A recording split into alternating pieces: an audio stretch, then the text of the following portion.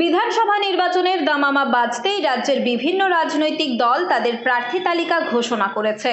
সেই আবহেই নৈহাটি বিধানসভা কেন্দ্রে বড় চমক দিয়েছে বিজেপি।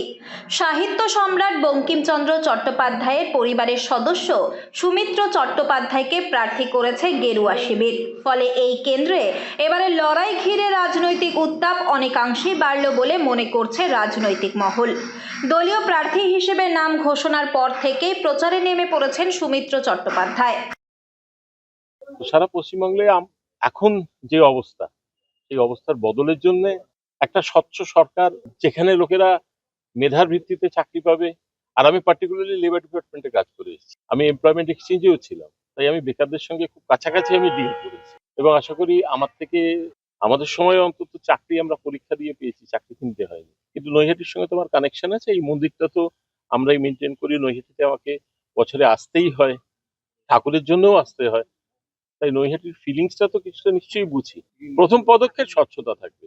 নৈহাটিতে এতদিন ধরে যেটা হয়ে এসছে, সেই দিক থেকে নৈহাটির মানুষ যেন প্রশাসনকে নিরপেক্ষভাবে পায়, সেটাই আমার প্রথম পদক্ষেপ।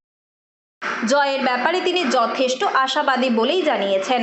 শাসক দলের বিরুদ্ধে দুর্নীতির অভিযোগ তুলে এবং বেকারত্বকে মূল ইস্যু করে সাধারণ মানুষের কাছে পৌঁছতে চান তিনি। পাশাপাশি উন্নয়নের প্রতিশ্রুতি এবং স্বচ্ছ ও নিরপেক্ষ প্রশাসন গড়ে তোলার আশ্বাসও দিচ্ছেন এই বিজেপি প্রার্থী।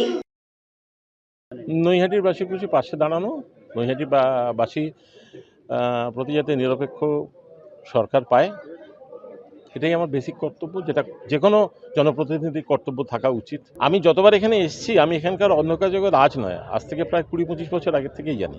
আমি তো তোলাবাজি করে এখানে থাকতে পারবো না, আমার বাড়িতে থেকে আমি তোলাবাজি করতে পারবো না, আমাকে চাকরি করতেই হবে।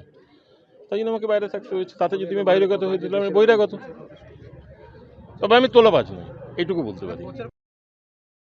দীর্ঘদিন কর্মসূত্রে বাইরে থাকলেও প্রতি বছরই বাড়ির পুজোর সময় নৈহাটিতে আসেন তিনি। সেই সূত্রেই এলাকার মানুষের সমস্যার সঙ্গে কিছুটা হলেও পরিচিত হয়েছেন বলে দাবি তার।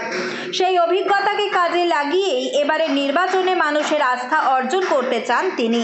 এখন দেখার, ঐতিহ্য ও আবেগকে হাতিয়ার করে নির্বাচনী ময়দানে নেমে বিজেপি প্রার্থী সুমিত্র চট্টোপাধ্যায় কতটা মানুষের সমর্থন আদায় করতে পারেন এবং শাসক দলের বিরুদ্ধে চ্যালেঞ্জ ছুড়ে দিতে সক্ষম হন। উত্তর 24 পরগনা থেকে রুদ্র নারায়ণ রায়ের রিপোর্ট, লোকাল 18 বাংলা।